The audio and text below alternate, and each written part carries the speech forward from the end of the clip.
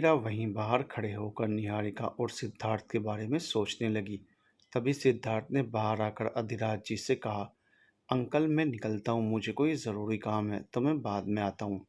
मीरा ने जब ये सुना तो उसने अपने मन में सोचा, मैं भी इसके साथ ही बाहर निकल जाती हूँ ताकि इससे निहारिका के ऐसे बिहेवियर के बारे में पूछ सकूँ।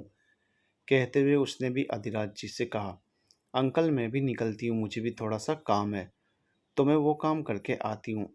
तो अधिराज जी ने सिद्धार्थ और मीरा से कहा, अच्छा तुम लोग जाओ अपना काम करो, क्योंकि वो भी तो ज़रूरी है, बस अपना ध्यान रखना। तो मीरा ने कहा, ठीक है अंकल आप भी अपना ध्यान रखना। तभी सिद्धार्थ परेशानी में बाहर की तरफ जाने लगा। उसे देखकर मीरा भी उसके पीछे पीछे गई और सिद्धार्थ से कहने लगी, सिद्धार्थ रुको, मुझे तुमसे कुछ बात करनी है। इस बात पर सिद्धार्थ ने मन में सोचा, मैं इसलिए मीरा से भाग रहा था क्योंकि मुझे पता था वो मुझसे निहारिका के बारे में ज़रूर पूछेगी। वो भी खड़े होकर सोच ही रहा था कि तब तक मीरा उसके पास आ गई और उसका हाथ पकड़कर पूछने लगी, क्या हुआ, तुम सुबह से मुझे इग्नोर क्यों मार रहे हो? और डॉक्टर निहारिका तुमसे बात क्यों नहीं कर रही है? बताओ सिद्धार्थ। ये कहते हुए मीरा सिद्धार्थ का हाथ पकड़े हुए उसके कुछ ज़्यादा ही करीब आ गई थी और सिद्धार्थ नज़रें झुकाए मीरा से नज़रें फेर रहा था। ये देखकर मीरा गुस्से में सिद्धार्थ के और करीब आई और उसका चेहरा अपने हाथों में लेकर पूछने लगी, बताओ सिद्धार्थ कोई प्रॉब्लम है क्या? और अगर कोई प्रॉब्लम है तो तुम मुझसे शेयर कर सकते हो, बताओ प्लीज़।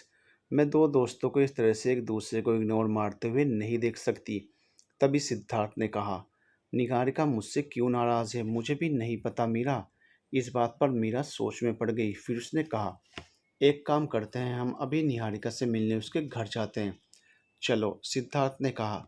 लेकिन मीरा ने उसका हाथ पकड़कर उसे खींचते हुए कहा, जल्दी चलो सिद्धार्थ। कहते हुए उसने सिद्धार्थ को अंदर बिठाया और खुद भी आगे वाली सीट पर बैठ गई।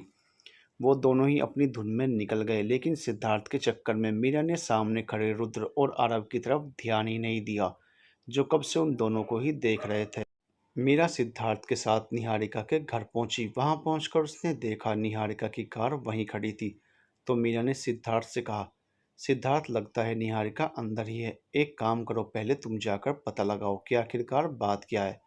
निहारिका मैम इतनी उदास क्यों है? सिद्धार्थ ने कहा, हाँ मीरा मैं पता लगाता हूँ। ये कहते हुए सिद्धार्थ ने घर में जाकर देखा तो देखा कि निहारिका अपने मम्मी पापा से कह रही थी, मैं कल ही लंदन जा रही हूँ क्योंकि मुझे वहाँ से एक बहुत ही अर्जेंट ऑपरेशन के लिए कॉल आया है।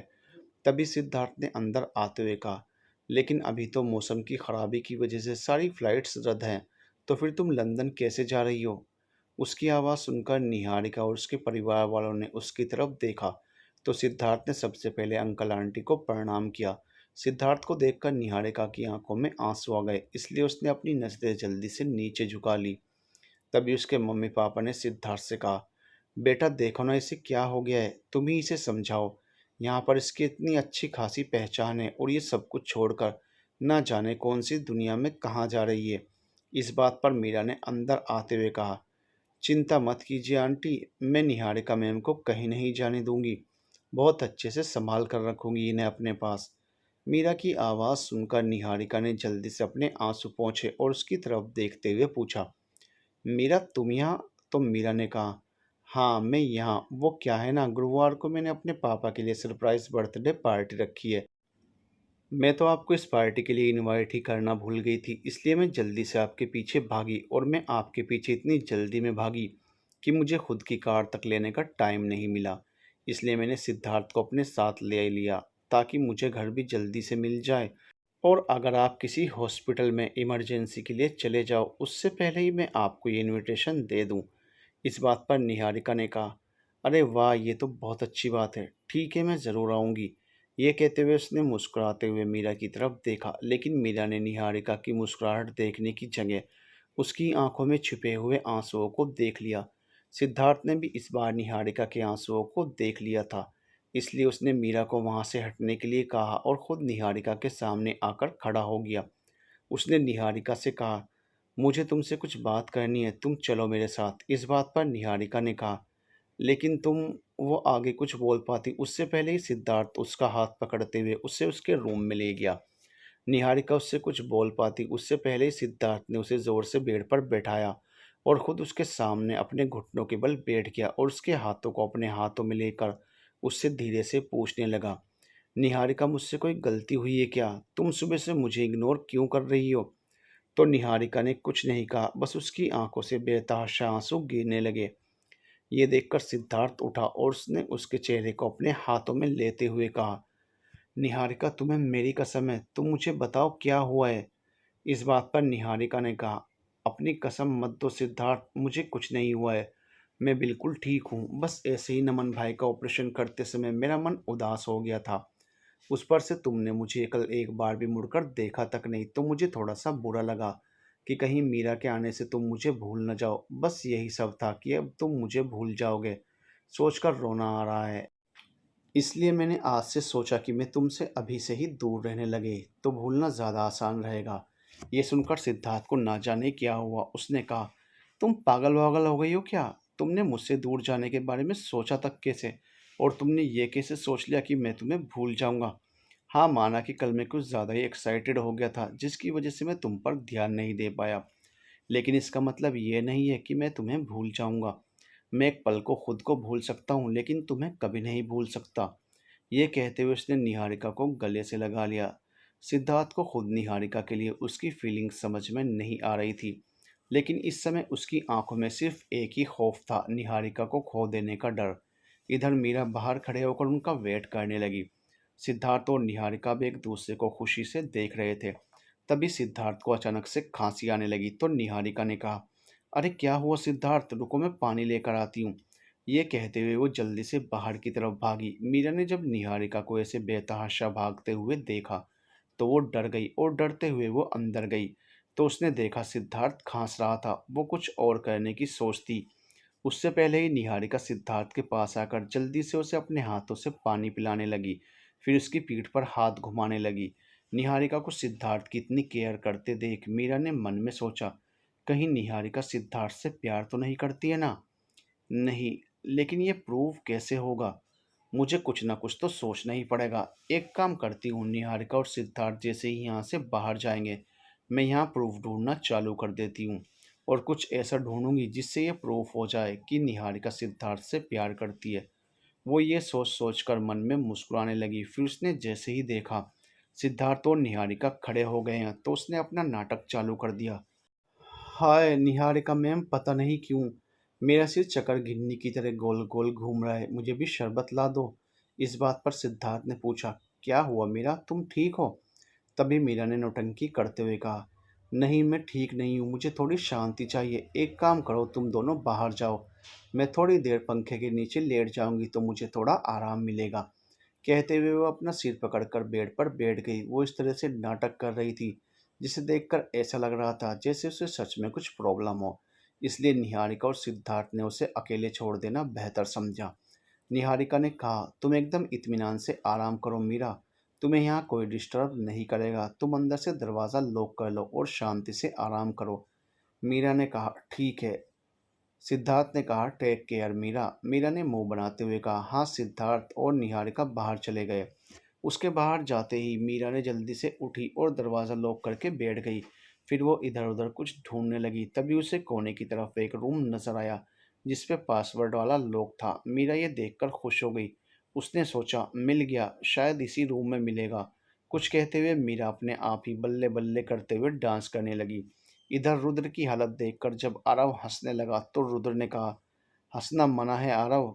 आरव फिर भी नहीं माना तो रुद्र ने उसे रोते हुए कहा, हंस मत यार, एक तो वो मीरा जब देखो जब भूत बनकर मेरे आसपास मंडराती रहती है और मैं उसे सच मान लेते हूँ, उसमें मेरी क्या गलती? तो आरव ने कहा, नहीं जी नहीं, कोई गलती नहीं है, लेकिन तू तो बावरा हो गया है, तू तो बेटा गया काम से।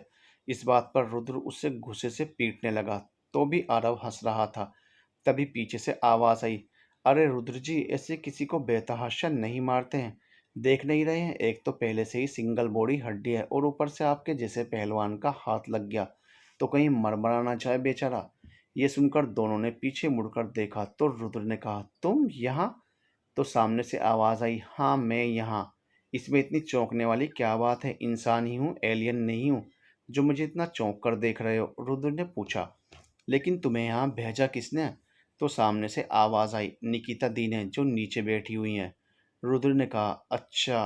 तभी आरव ने पूछा, तुम हो कौन? और मुझे सिंगल हड्डी क्या कहा? मैं तुम्हें सिंगल हड्डी दिखता हूँ क्या? और मुझे देखने के पहले तुम खुद को तो देख लो। रेड बुल की खड़ूस नानी लग रही हो। इस बात पर उस लड़की ने कहा, रुद्र जी, आप जो कार्यक्रम कर रहे थे उसे प्लीज़ कंटिन्यू कीजिए, क्योंकि ये बंदा घूंसों के ही लायक है।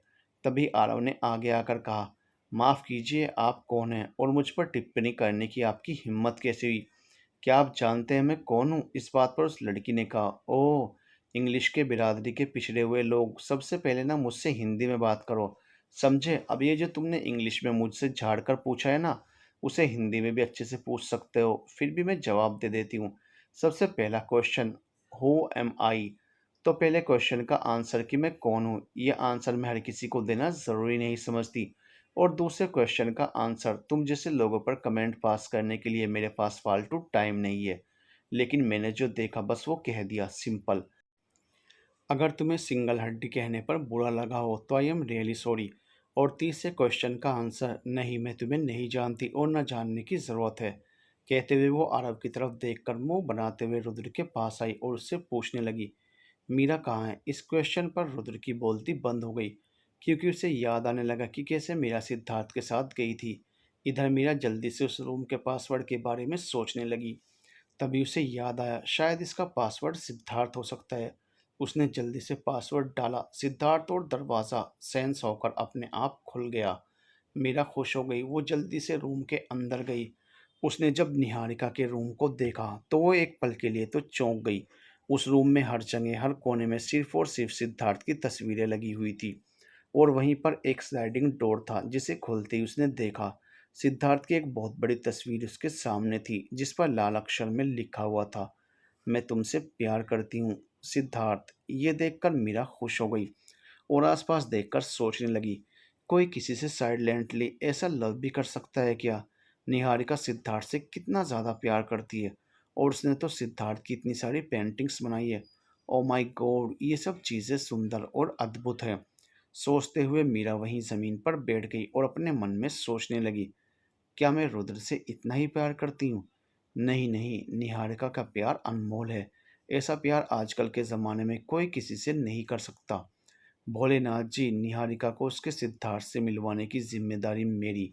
मुझे आशीर्वाद दीजिए कि मैं ये पुण्य का काम जल्द से जल्द कर सकूं। सोचते हुए वो अच्छे से निहारिका की एक एक कलाकारी को देखने लगी। इधर रुद्र को शांत देखकर आरव ने कहा, अरे भाई, ये कुछ पूछ रही है, बता दे इसे। तो रुद्र ने कहा, मेरा सिद्धार्थ के साथ कहीं गई है, लेकिन कहाँ गई है वो हमें नहीं पता। तभी उस लड़की ने कहा, अरे वाह, सिद्धार्थ के साथ तो वो सेफ ही होगी, अब मुझे टेंशन लेने की ज़रूरत नहीं है। इस बात पर आरव ने चिढ़ते हुए कहा, उसका सिर्फ नाम सिद्धार्थ है, उसके काम सिद्धार्थ जैसे नहीं है। इस बात पर उसने कहा, अगर मेरे सिद्धार्थ के बारे में आगे से कुछ भी कहा ना, तो मुझे भी नहीं पता मैं क्या कर बैठूंगी। इस बात पर रुद्र ने कहा, अरे रिया, शांत शांत, ये मेरा दोस्त आरव थोड़ा सा पागल है, इसे कुछ भी बोलने का ढंग नहीं है, इसलिए तुम इससे पंगे मत लो। इतना कहकर जब रुद्र ने आरव की तरफ देखा तो आरव गुस्से में उसे ही घूर रहा था।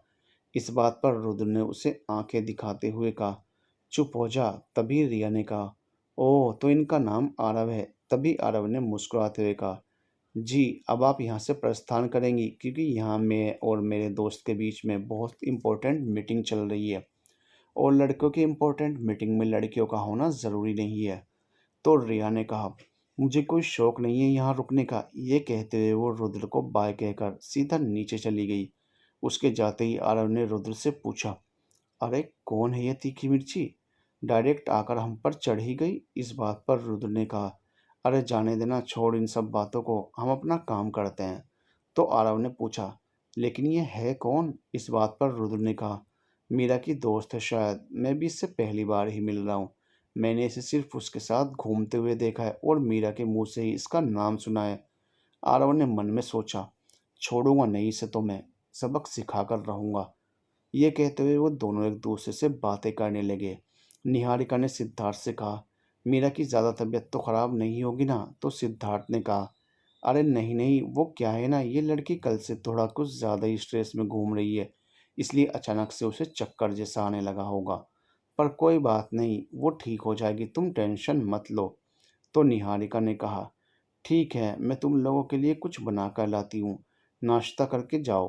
तभी सिद्धार्थ ने उठकर निहारिका का हाथ पकड़ लिया और उससे पूछा, निहारिका तुम अब मुझे छोड़कर कहीं नहीं जाओगी ना? तो निहारिका ने कहा, नहीं वो कुछ बोलती उससे पहले ही सिद्धार्थ ने कहा, मैं तुम्हें कहीं नहीं जाने दे सकता निहारिका, क्योंकि एक तुम ही तो मेरी बेस्ट फ्रेंड हो यार, जो मुझे मुझसे भी ज़्यादा समझती हो, और तुम मुझे कहीं छोड़कर चली गई तो मैं तुम्हारे बिना क्या करूँगा।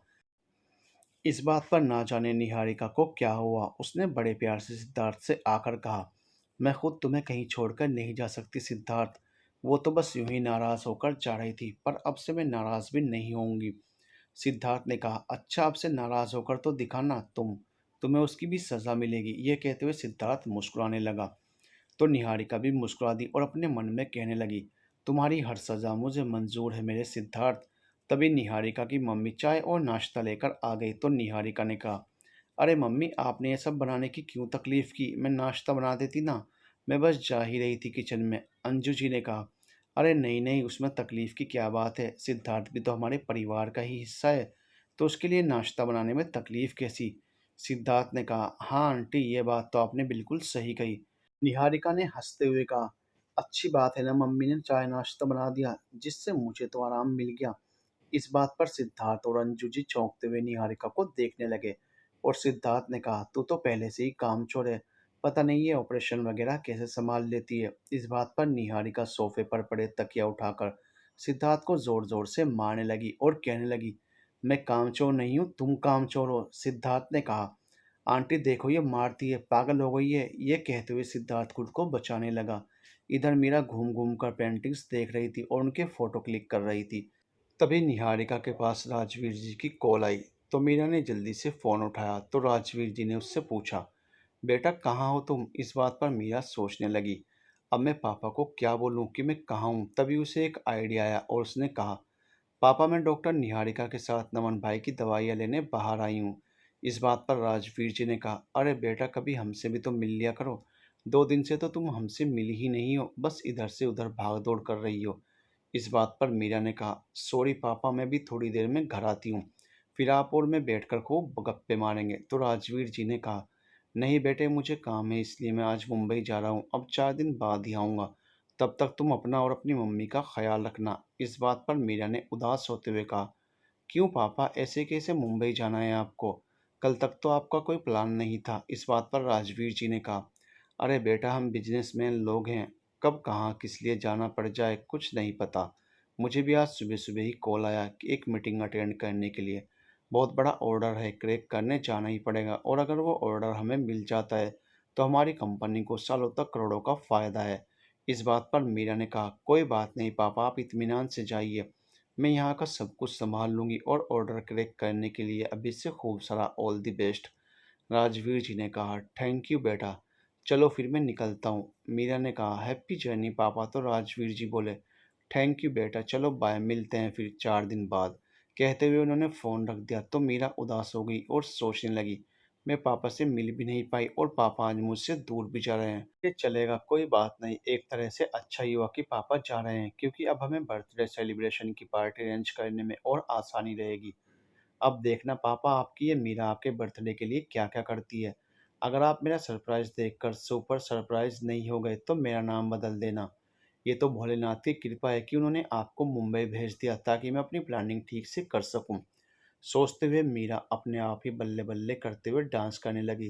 तभी किसी ने दरवाजे पर दस्तक दी। मीरा ने जब आवाज़ सुनी तो उसने जल्दी से सबसे पहले स्लाइडिंग डोर बंद कर दिया और फिर बाहर आकर दरवाज़ा भी बंद कर दिया। फिर जल्दी से उसने बेड के चादर को भी ऐसे कर दिया जिससे पता चल सके कि वो यहाँ पर सच में सोई थी। सब कुछ ठीक करके उसने अंगड़ाई लेते हुए दरवाज़ा खोला और नींद में ही ऐसे बोली, कौन है? तभी निहारिका ने कहा, मैं हूँ, तुम्हारे लिए नाश्ता लेकर आई हूँ। ठीक है, तुम नाश्ता बाहर ही रखो, मैं भी बाहर ही आती हूँ। कहते हुए वो बाहर आ गई। तो निहारिका ने उससे कहा, अरे बाहर आने की क्या ज़रूरत है, तुम अंदर बैठकर ही नाश्ता कर लो ना। एक तो वैसे भी तुम्हारी तबीयत खराब है और ऊपर से इस बात पर मीरा ने उसे बीच में ही रोकते हुए कहा, अरे नहीं निहारिका, मेरी तबीयत इतनी भी खराब नहीं है। तभी उसे ध्यान आया कि उसने निहारिका मैम की जगह निहारिका कह दिया है। तो उसने जल्दी से खुद को करेक्ट करते हुए कहा, सॉरी निहारिका मैम। तो निहारिका ने उससे कहा, नहीं तुम मुझे सिर्फ और सिर्फ निहारिका ही बुलाओ। इस बात पर मीरा ने कहा, अरे नहीं, आप इतनी बड़ी हस्ती हैं, मुझे रेस्पेक्ट तो देने ही चाहिए।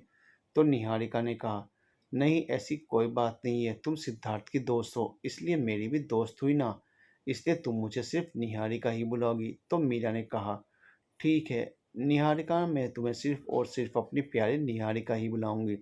ये कहते हुए उसने निहारिका के गालों को हल्के से खींच लिया। तो सिद्धार्थ ने कहा, मेरा कुछ ज़्यादा ही प्यार नहीं आ रहा है तुम्हें इस खड़ूस निहारिका पर। इसने मार मार कर मेरा हाल बेहाल कर दिया है। मीरा ने सिद्धार्थ की हालत देखकर कहा, तुम इसी लायक हो सिद्धार्थ। कहते हुए वो दोनों हंसने लगी। फिर हंसते हुए मीरा ने सिद्धार्थ से कहा, निहारिका है ही इतनी अच्छी कि उसे सिर्फ और सिर्फ प्यार ही किया जा सकता है। इस बात पर निहारिका मुस्कुरा दी और मुस्कुराते हुए बोली, बस अब चने के झाड़ पर मत चढ़ाओ और चुपचाप चल के नाश्ता कर लो। हाँ चलो। फिर वो तीनों मिलकर नाश्ता करने लगे। इधर रुद्र ने आरव से कहा, मुझे मीरा के लिए ड्रेस लेनी है। तो आरव ने पूछा, क्यों? तो रुद्र ने कहा, अरे वो उसके पापा का बर्थडे है ना गुरुवार को, तो मैं चाहता हूँ कि अगर उसके पापा को बर्थडे गिफ्ट दूंगा तो उसे और आंटी को भी गिफ्ट दे दूँ। आरव ने कहा, हाँ ये आइडिया अच्छा है। तो रुद्र ने कहा, ठीक है फिर चलो शाम को किसी अच्छे मॉल में चलते हैं और वहाँ जाकर शॉपिंग करते हैं, क्योंकि वैसे भी जब तक भाई ठीक नहीं हो जाते मुझे भी ऑफिस जाना अच्छा नहीं लगेगा। जब भाई ठीक हो जाएंगे तो मैं उनके साथ ही काम पर चला जाऊंगा। ठीक है, मैं भी 2 दिन के लिए काम पर से छुट्टी ले रहता हूँ, जिससे मीरा को भी थोड़ी सी हेल्प मिल जाएगी और हम भी थोड़ा सा छुट्टी इंजॉय कर लेंगे। रुद्र ने कहा, ठीक है ये आइडिया सही है, कभी कभी हमें खुद के लिए भी समय निकाल लेना चाहिए। कहते हुए दोनों हंसने लगे। तभी रुद्र को अधिराज जी की कॉल आई। तो रुद्र ने फ़ोन उठाते हुए कहा, बेटा तुम जल्दी से नीचे आ जाओ, नमन को थोड़ा सा बेचैनी जैसा लग रहा है, तो तुम उसके पास ही बैठो। रुद्र ने कहा, हाँ पापा मैं अभी आता हूँ। अधिराज जी ने कहा, ठीक है। रुद्र और आरव दोनों जल्दी से नीचे आ गए और जाकर नमन के पास बैठ गए। नमन को ना जाने क्यों बेचैनी जैसी हो रही थी। तो रुद्र ने जल्दी से उसे पानी पिलाया और थोड़ी देर उसके सर पर हाथ रखते हुए कहा, आप थोड़ी देर के लिए सारी टेंशन भूल जाओ और बस आराम करो। तो नमन ने कहा, हाँ। तभी दीप्ति ने अंदर आते हुए कहा, आपकी बेचैनी का इलाज मेरे पास है। रुद्र, आरव और नमन तीनों ने पीछे मुड़कर देखा तो दीप्ति हाथ में एक थाली पकड़े हुए खड़ी थी। रुद्र ने पूछा, क्या इलाज है भाभी? तो दीप्ति ने अंदर आते हुए कहा, गर्मा गर्म जलेबियां। इस बात पर तीनों ने खुश होते हुए कहा, सच? जलेबियों का नाम सुनते ही तीनों के मुंह में पानी आ गया। रुद्र तो कूदकर जल्दी से दीप्ति के पास भी पहुंच गया। तो दीप्ति ने कहा, नहीं नहीं, ये जलेबियां सिर्फ और सिर्फ नमन जी के लिए हैं। इस बात पर आरव ने कहा, ये तो चीटिंग है भाभी, कभी कभी अपने पति से ध्यान हटाकर हम देवरों पर भी ध्यान देना चाहिए, आखिरकार इकलौते देवर हैं। इस बात पर रुद्र ने कहा, हाँ भाभी, सिर्फ एक टुकड़ा अगर मिल जाता तो बहुत ज़्यादा मेहरबानी होती है आपकी। इस बात पर दीप्ति हंसने लगी और नमन के पास आते हुए बोली, आप लोग जलेबियों के पीछे पागल हैं सच में। अभी ये जलेबियां आप सब मिलकर खाइए, तब तक मैं और भी सब खाने की चीज़ें ले आती हूँ। रुद्र ने कहा, हाँ ये सही है। कहते हुए वो लोग ललचाई नजरों से जलेबियों की तरफ देखने लगे। दीप्ति ने जैसे ही थाली नीचे रखी वो दोनों नमन को इग्नोर मारते हुए खुद ही जलेबियां उठाकर खाने लगे। ये देखकर नमन ने अपने हाथ से रुद्र को चपेट लगाते हुए कहा, शर्म करो नालायकों, बीमार मैं हूँ और तुम लोग मेरी सेवा करने के बदले खुद ही खाए जा रहे हो। कुछ तो शर्म करो। तो रुद्र ने जलेबियों से अपना मुंह भरकर गोल गोल मुंह बनाते हुए कहा, हाँ भाई आपको भी देंगे, टेंशन मत लो, लेकिन पहले हम तो खा लें। तभी आरव ने भी खाते हुए एक छोटी जलेबी नमन की तरफ बढ़ा दी। इस बात पर नमन ने कहा, तुम जैसे भाई कुछ काम के नहीं हो। कहते हुए उसने जल्दी से थाली अपने हाथों से उठा ली और खुद ही खाने लगा।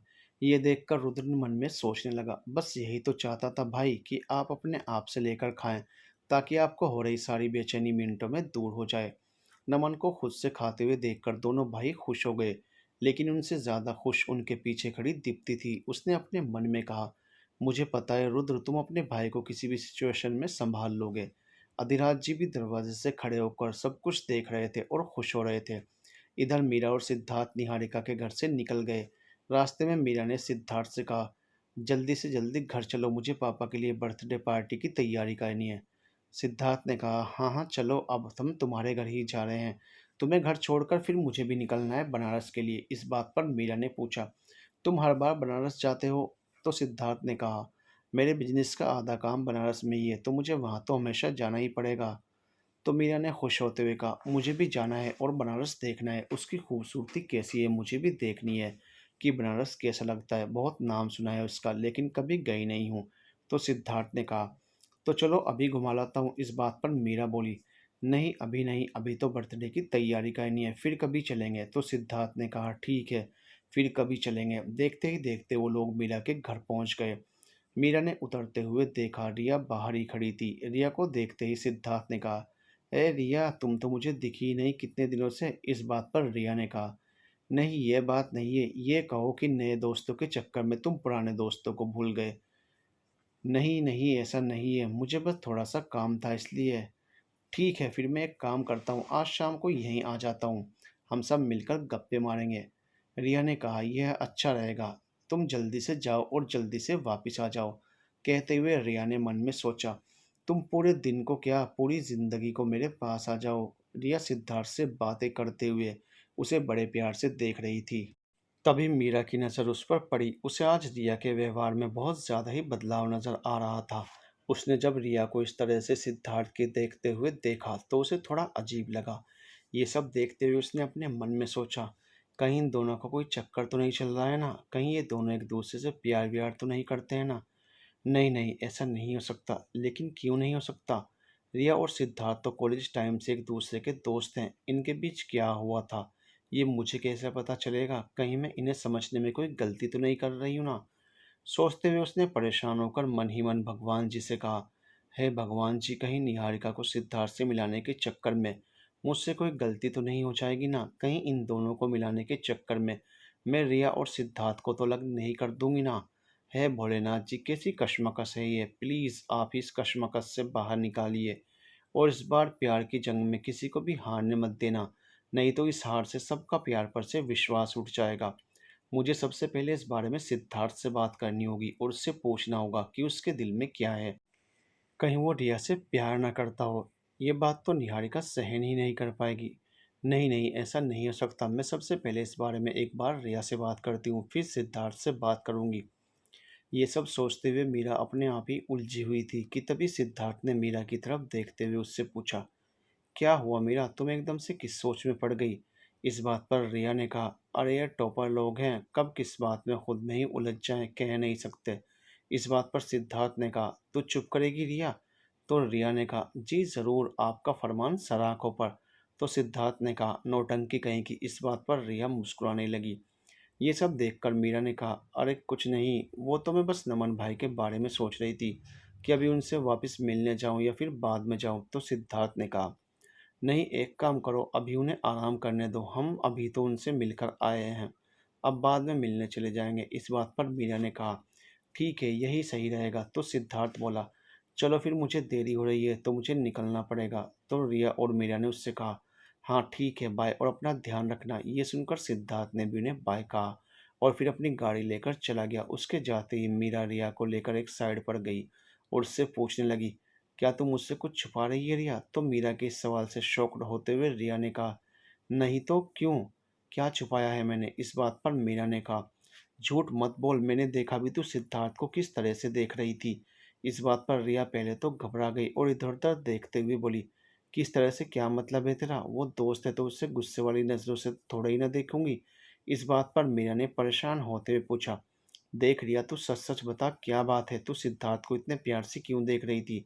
ये सुनकर रिया ने कहा, अरे नहीं मीरा, मैं तो बस उससे नॉर्मल ही देख रही थी। लगता है तू मेरी कोई बातों का उल्टा सुल्टा मतलब निकाल रही है।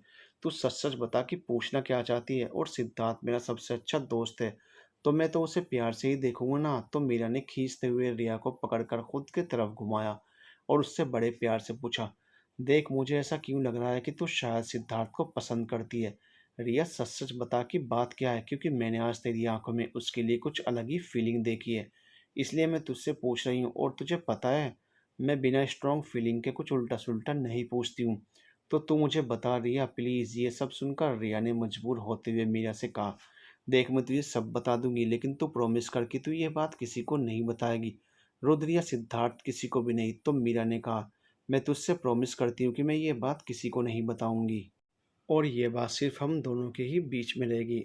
बस अब तो बता दे, रिया ने कहा, हाँ मैं सिद्धार्थ को पसंद करती हूँ। वो जब से मुझसे मिला है तब से मैं उसे पसंद करती हूँ। क्योंकि कॉलेज टाइम में वो मुझे मेरी हर बात में हेल्प करता था। हालांकि वो मुझे मुझसे बेहतर तरीके से समझता था। वो भले ही इंजीनियरिंग के दूसरे डिपार्टमेंट में था, लेकिन वो हर पल मुझसे मिलने मेरे कंप्यूटर डिपार्टमेंट में ज़रूर आता था। पहले तो मुझे उसके लिए कुछ भी फील नहीं होता था, लेकिन धीरे धीरे मैं उसके बारे में हर बात जानने की कोशिश करने लगी। मुझे उसकी हर बात पसंद आने लगी। उसका मजाक करना, उसका छेड़ना, उसका मुझे प्यार से सब कुछ सिखाना, उसका मेरे लिए सबसे फाइट करना, हर बात मुझे उसकी अच्छी लगने लगी। मैंने कई बार उससे ये जानने की कोशिश भी की कि क्या उसकी कोई गर्लफ्रेंड है, तो वो इस बात पर हंसता और कहता, मेरे लिए इस दुनिया में कोई बनी ही नहीं है जो मेरी गर्लफ्रेंड बन सके। इतना कहकर वो चुपके से निकल जाता। इसलिए मैंने उससे डर से कभी अपनी फीलिंग नहीं बताई। क्योंकि दोस्तों से प्यार करने पर हमेशा प्यार नहीं मिलता है, लेकिन बरसों पुरानी अपनी दोस्ती भी टूट जाती है। इसलिए मैं जानबूझकर सिद्धार्थ के साथ दोस्त बनने का नाटक करती रही। क्योंकि मैंने सुना है कि दोस्तों की हर खुशियों से प्यार करना भी तो एक प्यार है। इसलिए मैं उसकी हर ख्वाहिश के साथ कदम पर कदम मिलाती रही, उसकी हर खुशियों में खुश होती रही और उसके गम में दुखी होती रही। क्योंकि दोस्ती भी तो एक प्यार ही है। हाँ, आज 2 दिन बाद उससे मिल रही थी तो थोड़ी खुशी ज़्यादा हो गई। इसलिए मेरी नज़रों में तुझे उसके लिए प्यार दिख गया। वरना ये बात सिर्फ मुझे और मेरे दिल को ही पता है, मैं किसी को नहीं बताती। क्योंकि मुझे पता है सिद्धार्थ की पसंद कोई स्टैंडर्ड होगी, और वो वैसे भी इतना स्मार्ट और स्टैंडर्ड पर्सन है, तो वो मुझे जैसी लड़की को क्यों पसंद करेगा। इस बात पर मीरा ने कहा, तू भी तो स्मार्ट है। इस बात पर रिया बोली, नहीं मैं उसकी जितनी स्मार्ट नहीं हूँ, और ऐसा नहीं है कि वो मुझे नहीं मिला तो मैं आत्महत्या कर लूँगी या फिर उसके पीछे साइको हो जाऊँगी। नहीं, वो सबसे पहले मेरा दोस्त है और मैं अपने दोस्त की हर खुशी में बहुत खुश रहना चाहती हूँ। इसलिए मैंने उसे कभी यह एहसास नहीं होने दिया है कि मैं उससे प्यार करती हूँ। रिया की ये सारी बातें सुनकर मीरा के पैरों तले से तो जैसे ज़मीन ही खिसक गई और वो टेंशन में आ गई। उसने अपने मन में सोचा, एक तो मैं अभी अभी देखकर आ रही हूँ कि निहारिका कितना प्यार करती है सिद्धार्थ से, और यहाँ आकर पता चल रहा है कि रिया भी सिद्धार्थ को ही पसंद करती है। निहारिका का प्यार सच्चा है, लेकिन रिया का प्यार भी तो सच्चा है, और ऊपर से तो वो मेरी दोस्त भी है। अब मैं क्या करूं, मैं किसकी हेल्प करूं? सोचते हुए वो भगवान जी से प्रार्थना करने लगी कि हे भोलेनाथ जी, प्यार की कैसी हेराफेरी है। प्लीज़ आप कुछ ऐसा चक्कर चलाइए कि सब कुछ सही हो जाए और किसी का दिल भी ना टूटे। क्योंकि निहारिका और रिया दोनों ही मेरे लिए इम्पोर्टेंट है, लेकिन मुझे ये नहीं पता कि सिद्धार्थ के दिल में क्या है। पर आप तो सब जानते हैं, इसलिए आप वही करना जिसमें सबकी भलाई हो। उसे इतना सोचते हुए देखकर रिया ने कहा, ओए तू किसके ख्यालों में खो गई? यहाँ पहले मुझसे ज़बरदस्ती मेरी फीलिंग्स पूछ ली, और अब जब मैंने अपनी फीलिंग्स बता दी तो तू उसे सुनकर अपनी ही दुनिया में खो गई। ये सही है यार तेरा। इतना कहकर खींचते हुए रिया जाने लगी, तो मीरा ने उसका हाथ पकड़कर उसकी तरफ देखते हुए कहा, नहीं नहीं रिया, मैं भी तेरे बारे में ही सोच रही थी कि तू सिद्धार्थ से प्यार करती है, लेकिन हम ये तो नहीं जानते ना कि वो किससे प्यार करता है। तो मैं भोलेनाथ जी से यही प्रार्थना कर रही थी कि वो भी तुझसे ही प्यार करे, या फिर सबका सब कुछ अच्छा ही हो। कहते हुए मीरा ने अपनी परेशानी को छुपा लिया। इस बात पर रिया ने उससे मुस्कुराते हुए कहा, थैंक यू सो मच मेरी जान। एक तू ही तो है जिसे मेरे बारे में सब कुछ पता है, और जो मेरे बारे में सिर्फ और सिर्फ अच्छा ही सोचेगी। कहते हुए वो मीरा के गले से लग गई, लेकिन मीरा के मन में एक अलग ही टेंशन ने जन्म ले लिया था, जिससे वो अभी भी परेशान थी। इसलिए उसने रिया से कहा, अच्छा ये सब बातें बाद में कर लेंगे, फिलहाल हम चलते हैं पार्टी की तैयारी करने। तो रिया ने कहा, हाँ चलो चलो। कहते हुए वो दोनों घर के अंदर की तरफ चल दी। अंदर जाते ही मीरा पहले गायत्री जी से मिली, उनसे थोड़ी देर बात करके फिर वो बाजार के लिए निकल गई और बाजार में से सब सजावट का ज़रूरी सामान लेने लगी। वो जैसे जैसे बाजार में से सामान ले रही थी, वैसे वैसे ही एक व्यक्ति उसका पीछे करने लगा और वो चोर नज़रों से उसे हर जगह फॉलो करने लगा। मीरा रिया के साथ शॉपिंग करते करते कपड़ों की दुकान में पहुंची। ये देखकर उस व्यक्ति ने तुरंत ही किसी को फ़ोन किया और कहा, वो लड़की शॉपिंग मॉल में गई है, उसे उड़ा देना है या फिर थोड़ी देर बाद उड़ाना है। तो सामने से किसी की आवाज़ आई, उसके अकेले होने की राह देखो फिर उड़ाओ। उस व्यक्ति ने कहा, ठीक है मैं अपनी नज़र उस पर बनाए रखता हूँ, जैसे ही वो अकेले पड़ती है मैं उसे मार दूंगा। कहते हुए उस व्यक्ति ने फ़ोन रख दिया। इधर दूसरी तरफ मीरा अंदर शॉप में गई। उसने देखा एक तरफ जेंट्स के कपड़े रखे हुए थे और एक तरफ लेडीज़ के कपड़े। उसने मन में सोचा, पापा के कपड़े तो मैं अकेले ही खरीद सकती हूँ, इसलिए एक काम करती हूँ कि रिया को दूसरे बचे हुए सामान लेने के लिए भेज देती हूँ, ताकि जल्दी से सारा काम भी हो जाए और टाइम भी बच जाए। इसलिए मीरा ने रिया को दूसरी दुकान में भेजकर बाकी का सारा सामान लाने के लिए कह दिया। तो रिया ने कहा ठीक है कहते हुए वो जल्दी से निकल गई। उसे बाहर जाते देखो उस आदमी ने फिर से किसी को फ़ोन किया और कहा उसकी दोस्त बाहर चली गई है, अब वो शायद अकेली हो गई है। तो सामने से आवाज़ आई, वो जैसे ही बाहर निकले, उड़ा दो उसे। तो उस व्यक्ति ने कहा ठीक है कहते हुए वो व्यक्ति वहीं बाहर खड़े होकर मीरा का इंतज़ार करने लगा। To be continued.